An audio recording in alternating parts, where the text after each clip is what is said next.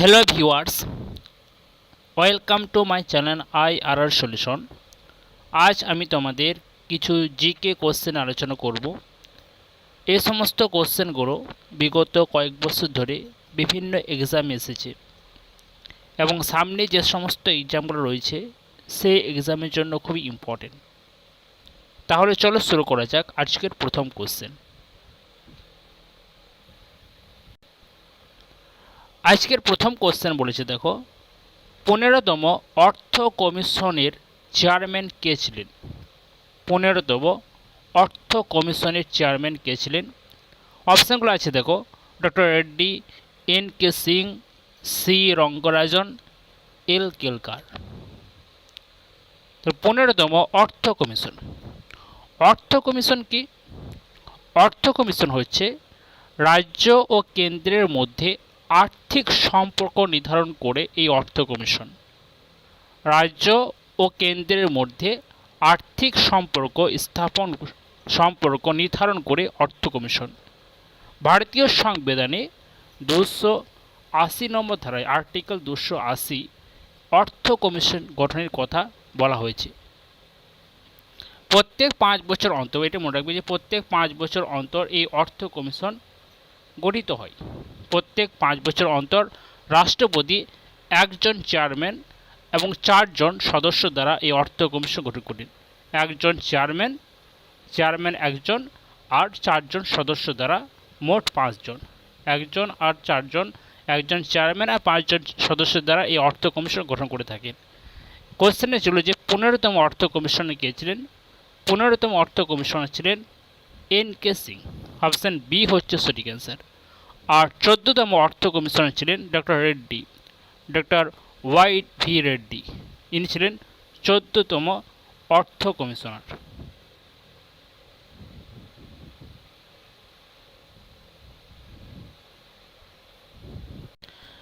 Next question বলেছে, দেখো, স্বাধীনতার সময় ভারতের জাতীয় কংগ্রেসের সভাপতি কে ছিলেন?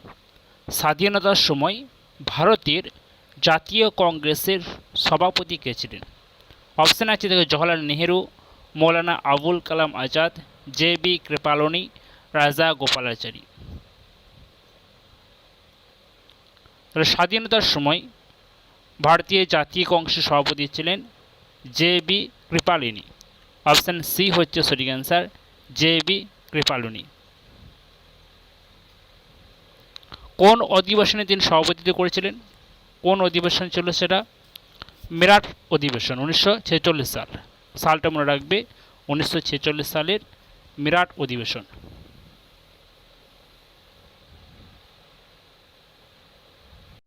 আর মৌলানা আবুল কালাম আজাদ কোন অধিবেশনে সভাপতিত্ব করেছিলেন? সেটা ছিল রামগড়, বিহার। রামগড় মনে রাখবে, রামগড়, এটা হচ্ছে বিহারে। এরা হয়েছিল 1940 সালে। সালটা মনে রাখবে, 1940 সালে।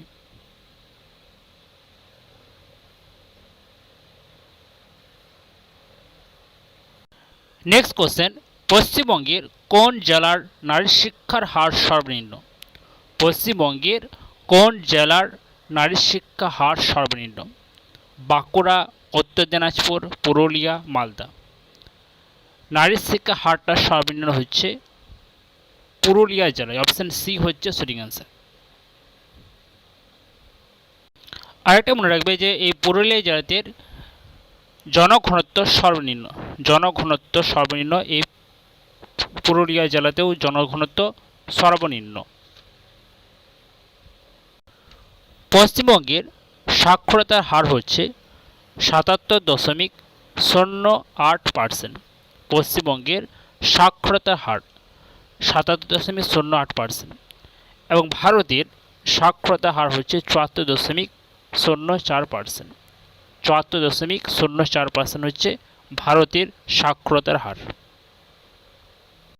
আরও কিছু তথ্য মনে রাখবে, যেমন পশ্চিমবঙ্গের সাক্ষরতার হার সবথেকে বেশি হচ্ছে পূর্ব মেদিনীপুর। সবথেকে বেশি হচ্ছে পূর্ব মেদিনীপুর। সাক্ষরতার হারটা সবথেকে বেশি পূর্ব মেদিনীপুরে। আর সবচেয়ে কম হচ্ছে উত্তর দিনাজপুর। সাক্ষরতার হার সবচেয়ে কম হচ্ছে উত্তর দিনাজপুর, আর সবচেয়ে বেশি হচ্ছে পূর্ব মেদিনীপুর। আর ভারতের মধ্যে সবচেয়ে সর্বাধিক সাক্ষরতা হচ্ছে কেরল রাজ্যে। কেরলের সবথেকে সাক্ষরতা হার হচ্ছে কেরল।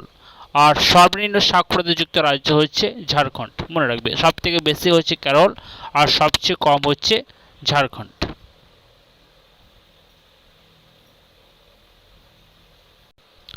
মাইথন বাঁধ কোন রাজ্যে অবস্থিত? মাইথন বাঁধ কোন রাজ্যে অবস্থিত? ঝাড়খণ্ড, পশ্চিমবঙ্গ, বিহার, উত্তরপ্রদেশ।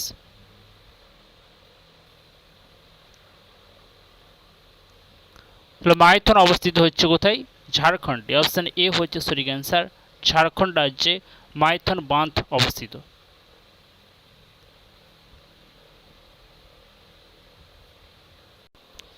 নেক্সট কোশ্চেন বলেছে, দেখো, ম্যালাকাইট, অ্যারোরাইট, চালাকো পাইরাইট হলো কারাকরিক। ম্যালাকাইট,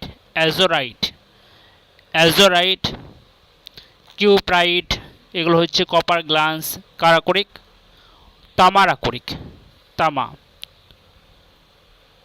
কিউপ্রাইট এটা মনে রাখবে, খুব ইম্পর্টেন্ট। কিউপ্রাইট, কপার গ্লান্স এগুলো হচ্ছে সব তামারাকরিক।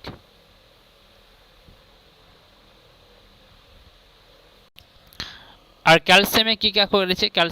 ক্যালসিয়াম হচ্ছে ডলোমাইট, জিপসাম, ফ্লোসপার এগুলো হচ্ছে সব ক্যালসিয়াম আকরিক। চুনাপাথর।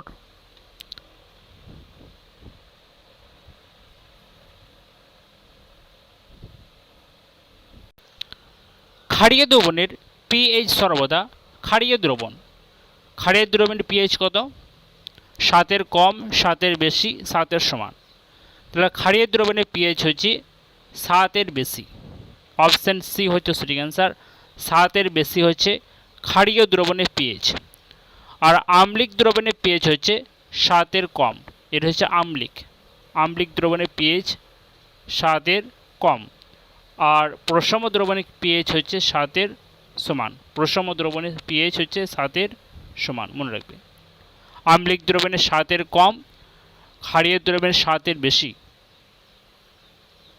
যেমন বিশুদ্ধ জলের পিএইচ হচ্ছে 7.0, অর্থাৎ বিশুদ্ধ জল হচ্ছে প্রশম, 7-এর সমান।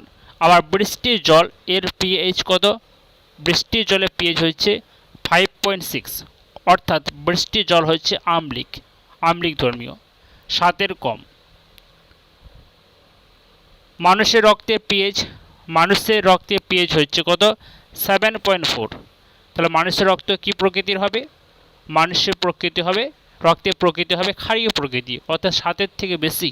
7.4 হচ্ছে মানুষের রক্তের পিএইচ।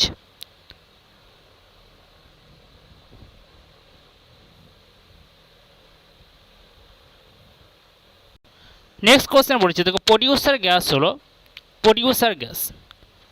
গ্যাস কি? প্রথম অপশন আছে কার্বন এবং হাইড্রোজেনের মিশ্রণ, কার্বন ও নাইট্রোজেন, মিথেন ও হাইড্রোজেন, কার্বন ডাইঅক্সাইড ও হাইড্রোজেন।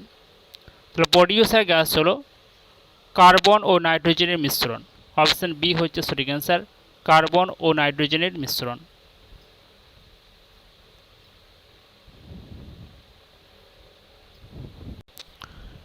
মিশন ইন্দ্রধনুষ কি সম্পর্কিত? শিশু সুরক্ষা, শিশুর টিকাকরণ, শিশু শিক্ষা, শিশুর অধিকার। তাহলে মিশন ইন্দ্রধনুষ হচ্ছে শিশুর টিকাকরণ। অপশন বি হচ্ছে সঠিক অ্যান্সার।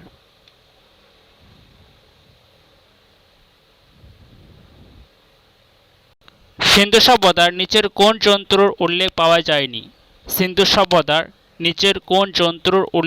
যায়নি? গরু, উট, ঘোড়া, হাতি। কোন যন্ত্রের উল্লেখ পাওয়া যায়নি? অপশন সি হচ্ছে সঠিক অ্যান্সার, ঘোড়া।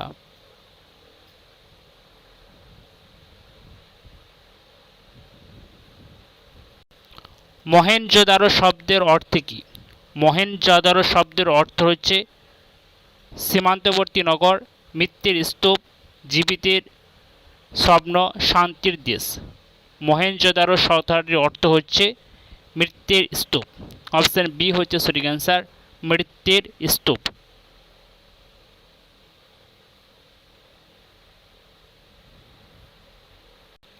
ভারত ছাড় আন্দোলনের সময় ভারতের ভাইসরয় কে ছিলেন? ভারত ছাড় আন্দোলনের সময় ভারতের ভাইসরয় কে ছিলেন? Lord Minto, Lord Linlithgow, Wavell Wellington. ভারত ছাড় আন্দোলনের সময় ভারতের ভাইসরয় ছিলেন Lord Linlithgow. Lord Linlithgow. Option B হচ্ছে সঠিক অ্যান্সার।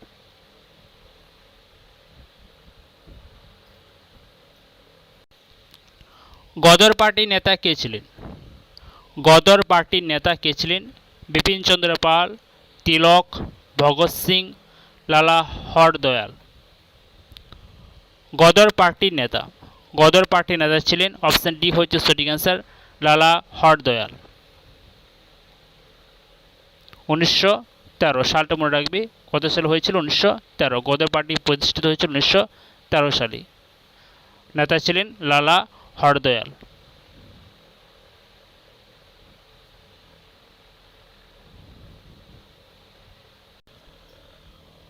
নিচের কোন ধাতুর ব্যবহার সিন্ধু সভ্যতার অধিবাসীরা কাছে অজানা ছিল? সিন্ধু সভ্যতার অধিবাসীদের কাছে অজানা ছিল কোন ধাতু? রূপা, লোহা, তামা, ব্রোঞ্জ। কোন ধাতু ব্যবহার তারা জানত না সিন্ধু সভ্যতার অধিবাসীরা? লোহা। অপশন বি হচ্ছে সঠিক অ্যান্সার, লোহা।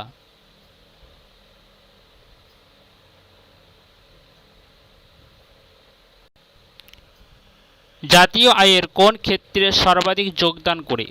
জাতীয় আয়ের কোন ক্ষেত্রে সর্বাধিক যোগদান করে? কৃষি, শিল্প, রেল, খনি।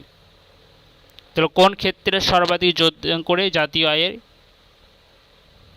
জাতীয় আয় এক্ষেত্রে কৃষি সর্বাধিক যোগদান করে, কৃষি। অপশন এ হচ্ছে সঠিক অ্যান্সার, কৃষি।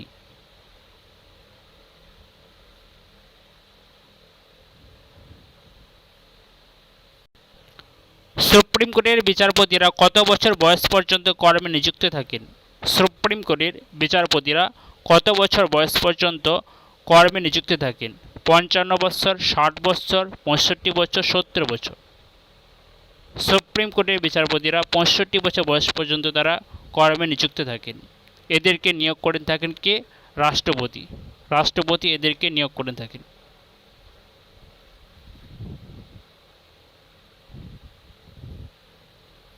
রাষ্ট্রপতি কোনো একটি রাজ্যে রাষ্ট্রপতি শাসন জারি করতে পারেন কোন ধারায়? রাষ্ট্রপতি কোনো একটি রাজ্যে রাষ্ট্রপতি শাসন জারি করতে পারে কোন ধারায়? 246 নম্বর ধারায়, 356, 360, 352। রাষ্ট্রপতি শাসন জারি করতে পারেন 356 নম্বর ধারায়। তাহলে অপশন বি হচ্ছে সঠিক অ্যান্সার, 356 নম্বর।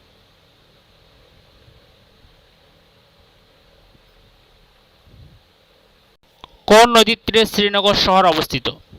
কোন নদীর তীরে শ্রীনগর শহর অবস্থিত? শ্রীনগর শহরটি অবস্থিত কোন নদীর তীরে? বিপাশা, চন্দ্রভাগা, এরাবতী, ঝিলম। শ্রীনগর শহরটি অবস্থিত হচ্ছে ঝিলম নদীর তীরে। অপশন ডি হচ্ছে সঠিক অ্যান্সার, ঝিলম নদীর তীরে শ্রীনগর শহর অবস্থিত।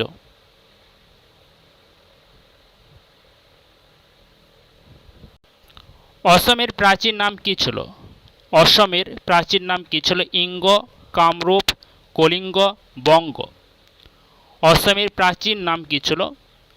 অসমের প্রাচীন নাম ছিল কামরূপ। অসমের প্রাচীন নাম ছিল কামরূপ।